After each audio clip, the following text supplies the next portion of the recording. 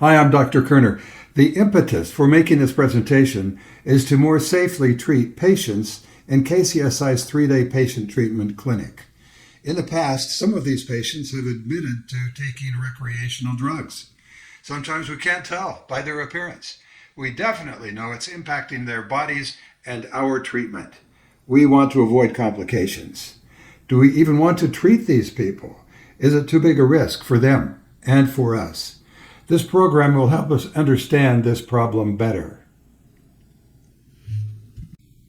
This presentation was originally made as a PowerPoint, so it's broken down into image numbers. It will also be saved as a video, and so what we'll eventually do is have it time-coded. But the table of contents includes the introduction, main concerns, risk assessment, and then the various illicit drugs: cocaine, meth, ecstasy, opioids, and cannabis. Also, poor nutrition, which affects all of these. This image lists those drugs from top to bottom as those that are the most life-threatening, with cocaine being on top. But, as you'll see on the lower left, if we were to list the ones in their most addicting order, then it would be meth number 1 as being the most easily addicted to.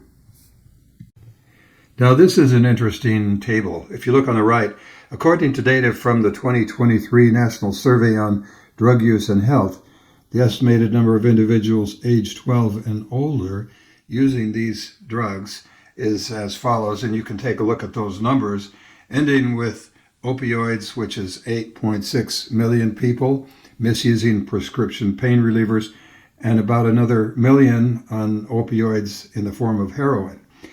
On the left, if you look at the population of the United States, those over 12, we can calculate a percentage of those in the U.S. over 12 using one or more of these drugs, 27.8%. So what about our demographic of patients? What about the patients coming for pro bono treatment in KCSI's Continuum 3 that we're going to be treating for 3 days? Well, I don't know for sure. It's hard to tell, but at least we need to understand some of the signs, some of the things to look for to help identify those patients that could be using these drugs. As patients go through the screening process to become a patient in this course, and then as you have a second chance to look at them and evaluate them as you sit with them in your operatory to talk about their health, you'll be able to identify, or should be able to determine, if they are on any of these drugs, and if so, which one, and how will it impact your treatment. Among all 5 of the drugs we've listed previously, highlighted in this presentation, you can find variations of these conditions with all 5 of those drugs. And that would be bleeding complications, excessive bleeding during or after surgery, problems with local anesthetic, the anesthetic or the vasoconstrictor or both, cardiovascular complications that we will list, and anxiety, panic attacks, and paranoia. In addition to those 4 things, opioids have the capability of causing respiratory depression, as you know, and also some other medications or drugs as you see on this list. And some of the other drugs, the other illicit drugs other than opioids, indirectly can sometimes cause respiratory depression too, as we will see later in this presentation. Now, one thing I've chosen to do is to include some notes on different subjects like respiratory depression. I have this image and the next one. I won't talk about these things now to keep the presentation shorter, but you can come back and look at these things later at your convenience to gain a little more insight.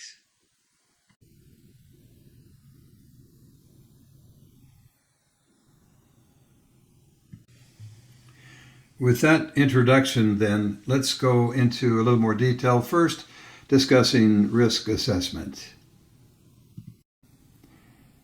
In a few minutes, we'll talk about ways you can tactfully bring up the subject of drugs and ask them if they have been taking drugs. And for sure, you need to ask them about their use within the last 24 to 48 hours. Besides the last 24 to 48 hours, though, it's also important to know how long they've been taking it before that, how many months, how many years, because there is chronic damage to their body. How often per day, how often per week? Do they know if it's a kind of drug that's more concentrated than others, more potent? And is it just a single drug, or is it mixed with something else? These things can determine the seriousness of the complication that you might have. Regarding concentration and potency of these drugs, it can vary a lot. In addition, the presence of adulterants make these drugs particularly dangerous, and the patient may not realize that's what's going on. So those are the two main scenarios.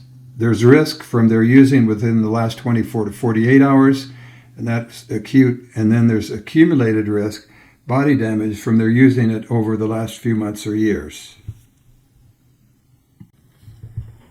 Well, this sounds a little bit morbid, but what is a person's life expectancy if they get on a drug and aren't able to get off of it? Well, it kind of depends on which one it is. Let's look at a few of them. So if there is no intervention, how long would they be expected to live? Well, it depends. But as it shows here, with meth, the life expectancy would be about 5 to 10 years post-addiction onset without intervention. With cocaine, 10 to 15 years.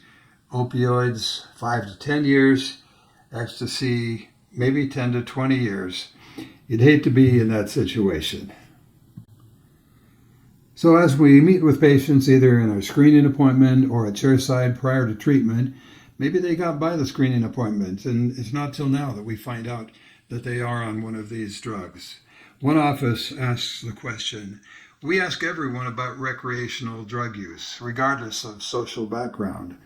Before I administer any local anesthesia, have you used cocaine, stimulants, or other recreational drugs in the last 24 hours? But that 24 isn't adequate anymore. Things have changed in the last few years as we work with patients, and it's now recommended that we ask about 24 to 48 hours. And also, in the past, for how many years, how many months have they been doing it? At that point, you need to watch for the patient's response. If they say, you can quickly add, we're asking for your safety because detrimental and life-threatening side effects could occur. We're not asking for any other reason. We could reschedule the appointment for a better time. And then sometimes the patient looks relieved and says, yes, it's probably better we reschedule. If it's not already on the health history form, we may want to consider adding, are you using any recreational drugs?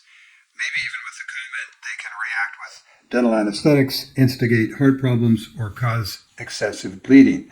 Yes or no? These things we're talking about, doesn't it kind of remind you of dealing with a cardiac patient? Maybe elderly or maybe not elderly, but they have some heart problems. And we have protocols associated with that of how much local anesthetic we can give when we schedule the appointment and so on. Yeah, it does. It reminds me of that. So this is an article, and there are others. We may go to Malamed to get our information. All are good. They talk about precautions with cardiac patients, and particularly with local anesthetic, to limit to 2 cartridges of the normal lidocaine 2% with 1 to 100,000 epi. So with a regular cardiac patient, not one that is using drugs, these are our concerns. Patients with those heart conditions that you see on the left, there may be others, and the protocols with which we would treat those patients would be those on the right in the box. Reassurance to prevent anxiety, a relaxing atmosphere, and so on. Those are things that we would want to do in that case with those patients. These are some of the same things we would want to do with a drug-using patient if they have some of the same cardiac concerns. As far as risk assessment with those cardiac patients, we would want vital signs. We would not want their systolic blood pressure to be over 160 or diastolic over 100. It's taking a risk. I've seen patients where we started in the 150s, and because of feeling some pain, they go to 183. So we just need to be really careful in managing those kinds of patients, especially those cardiac patients. With a cardiac patient, we would perhaps want to get a consultation on that patient first. In the case of a drug-using patient, they could be an undiagnosed cardiac patient, and they don't even have a physician that we can call or contact for a consult. So how do we handle those situations? Well, carefully.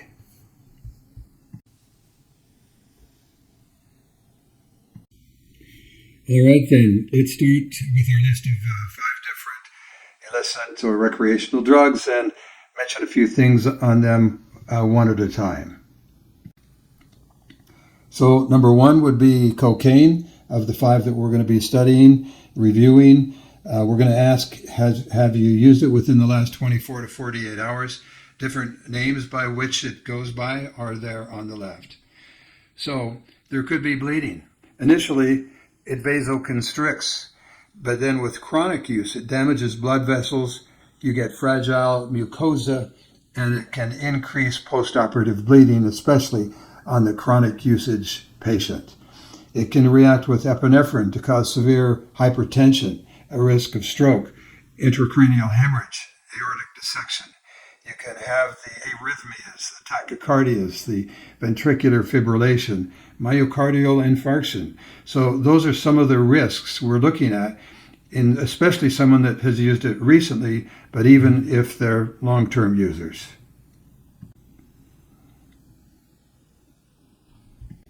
Also, continuing with cocaine, if we look at those 4 bullet points, increases the likelihood of seizures, agitation, hyperthermia. It lowers the seizure threshold. It makes patients more susceptible to toxic effects of local anesthetic. And there's an unreliable anesthetic effect due to changes in blood flow and nerve sensitivity. So in summary then, with a cocaine patient, higher risk of cardiovascular problems, especially if taken it within the last 24 to 48 hours. But then too, if it's long-term with the chronic damage to their body, there could be problems even if they haven't taken it in the last 24 to 48 hours. There could be excessive bleeding during and after surgery, symptoms of local anesthetic overdose. We shouldn't use the normal amount of epinephrine that we would on someone with that weight. There's going to be less effective local anesthesia. So those are some of the issues. We don't really want to go there, do we? So as far as management goes, this patient should be screened to know whether or not they've been taking cocaine, whether or not it's been in the last 24 hours. But even if it's longer than that, there could be some of that chronic damage we talked about to their body. We may want to see them, but limit treatment to just a few teeth. We're going to want to monitor vital signs closely, not just before the appointment, maybe during as well. Avoid using as much epinephrine as we normally would. And then other things that go with all patients, the hydration, nutrition, proper oral hygiene, those are things we try to educate them on. And then we're going to have to be ready for the possible emergency, which are listed there below. I put this in the cocaine section, although it should be in every section. It just shows how to minimize the amount of local anesthetic when doing full arch extractions, if we have that to do on one of these patients. Of course, to try to use blocks, not just use a lot of infiltrations, use less anesthetic if we think it is a good thing. So these are considerations for all of these patients. This image starts one of those notes sessions where there's a few images talking about things more in detail that you can look at when you have time. It answers the questions with cocaine as to why does local anesthetic allow more bleeding rather than less, since it's a vasoconstrictor. And 2, how does it cause an anesthetic overdose when you're giving the normal amount? So those are situations with cocaine that are answered in the next few pages here.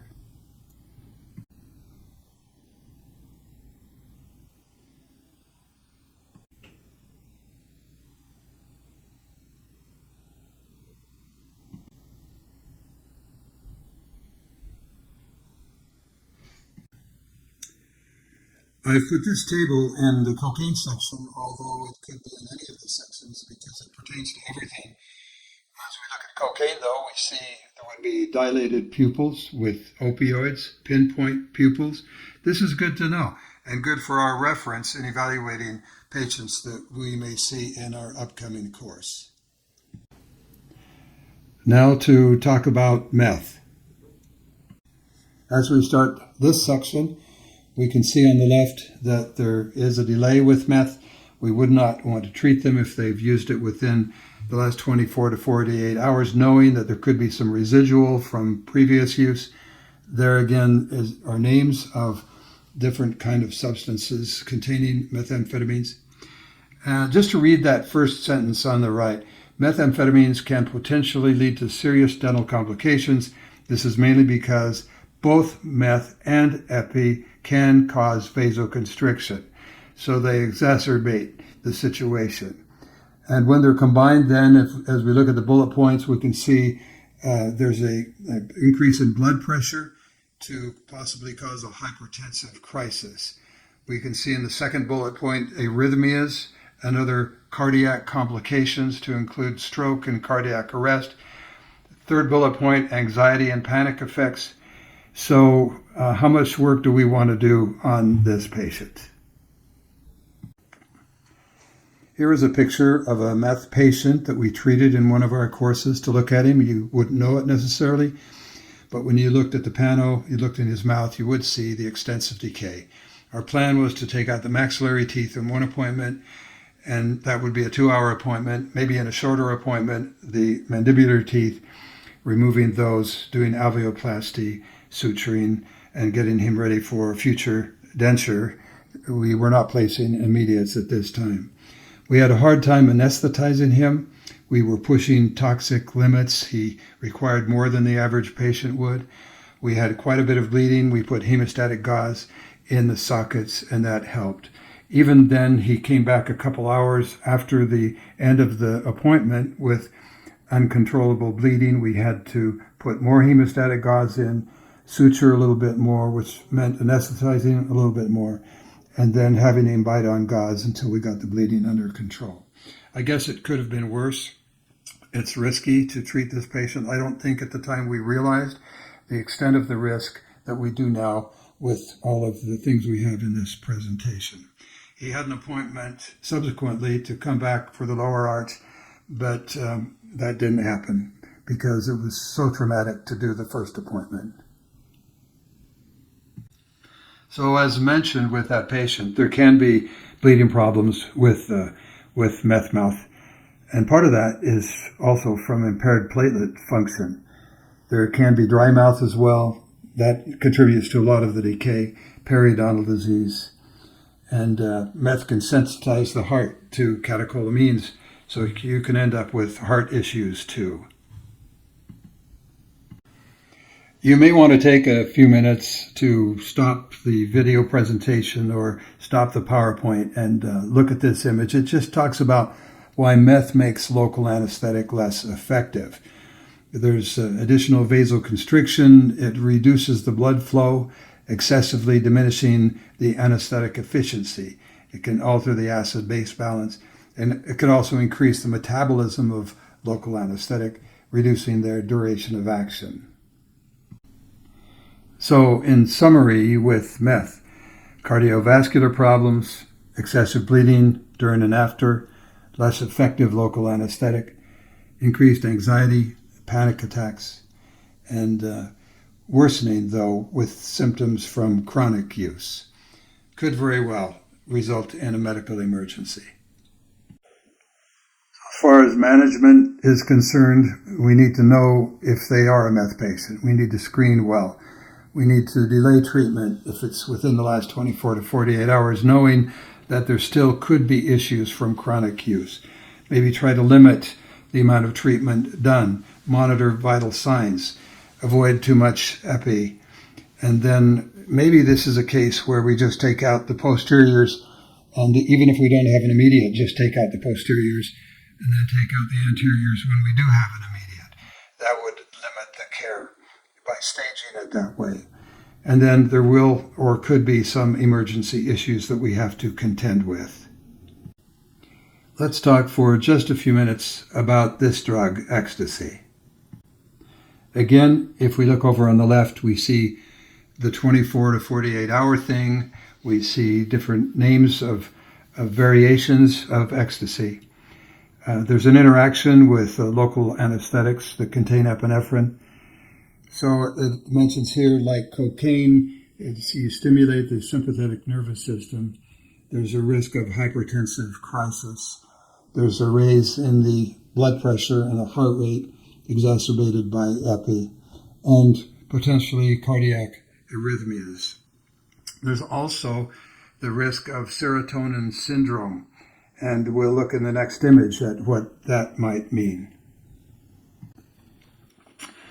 Regarding the serotonin syndrome, it's quite rare. We're unlikely to see this, but if a patient were on ecstasy, it could happen. We should be aware of it and know that it is potentially life-threatening, and we would want to get 911 and paramedics involved right away if that's the case.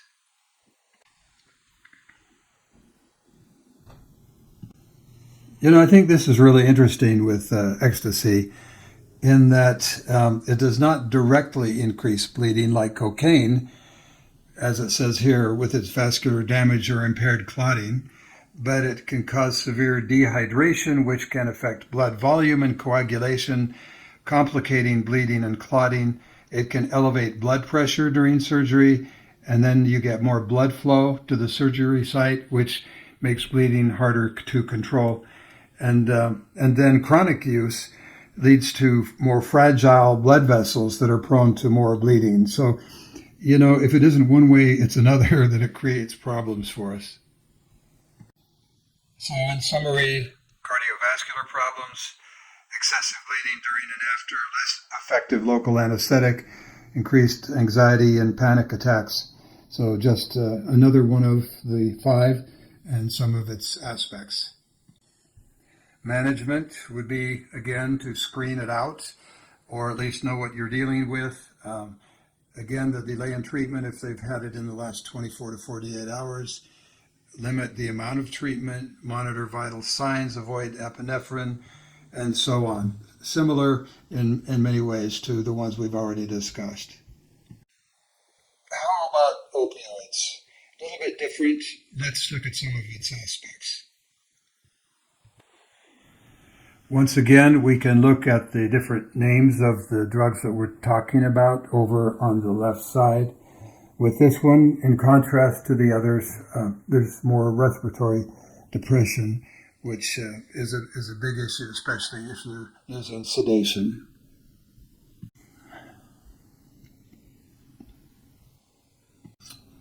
Some of the key complications with opioids would be, especially when combined with local anesthetic, dizziness, confusion, drowsiness, maybe loss of consciousness. Could have nausea and vomiting with the stress and anxiety of the dental appointment. So with opioids, we can reverse it with naloxone or Narcan. And over on the left, if we have to do that, it gives the amount that you would give, the protocol for how you would give it, and we do have it in our emergency kit if it comes to that. So we've looked at some of the issues with opioids. Especially with long-term use, there can be opioid-induced hyperalgesia or increased sensitivity to pain. There are psychological factors that come into play. Chronic pain patients often have heightened anxiety and expectations about pain. So that seems like kind of a complicated situation. So with opioid patients, there could be cardiovascular problems, could be alterations in their cardiovascular response to stress or medications, a heightened risk of arrhythmias like tachycardia and also hypertension. There is so much more I could share about opioids. We have just scratched the surface. Once again, on this page and the next are some notes for your consideration and review that I won't take the time to talk about, but that I would hope you would want to read.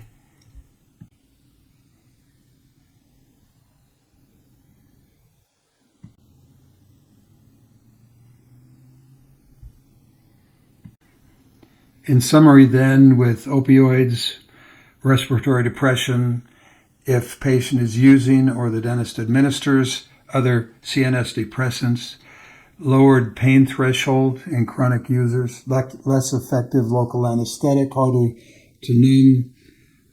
You could inadvertently administer too much local anesthetic. So you can look at the list. Increased bleeding as well, and cardiovascular problems. So not good. Okay, could have some issues there.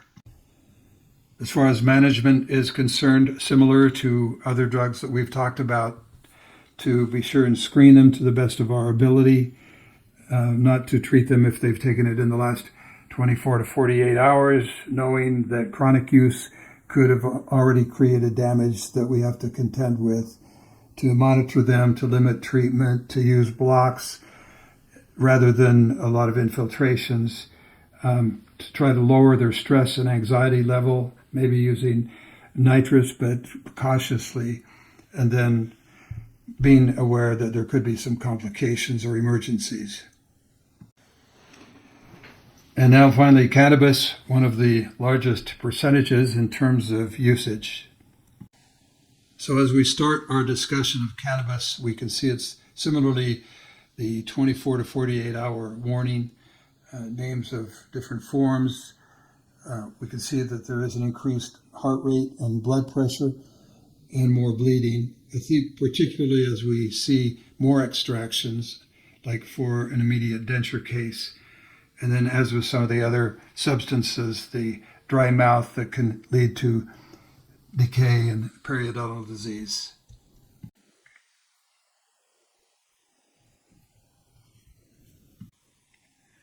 So with cannabis, I like where it says, while some people may feel relaxed, others might experience heightened anxiety or paranoia, complicating communication with the dental team and patient management.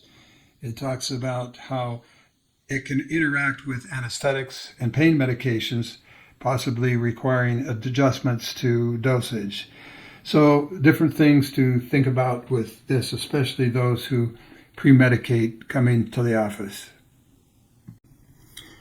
Beyond these interactions and complications that we can have during oral surgery with patients on cannabis, there are other problems that can occur as well.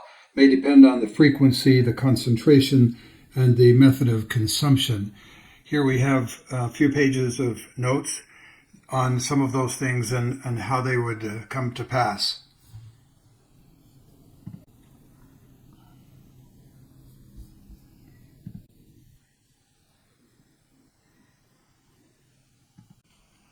How does nutrition come to play or factor into complications that we can have with not only cannabis, but with the other recreational drugs that we have discussed so far? People using recreational drugs could have other problems too, other than those we've discussed. They could have a poor diet. They could have appetite suppression. They may not focus on getting proper meals, and they could be dehydrated. These things make it harder to tolerate surgery and can create problems during and after. They could have inadequate wound healing. They could have prolonged infections, excessive bleeding. Cocaine especially, and meth and ecstasy lead to dehydration due to diuretic effects. They may have more dry sockets, delayed clotting, and cardiovascular stress. So for those reasons, it's important to discuss with them, or at least to get an idea of how they're doing health-wise from their diets. Let's evaluate all of these patients carefully and not let anything adverse happen on our watch.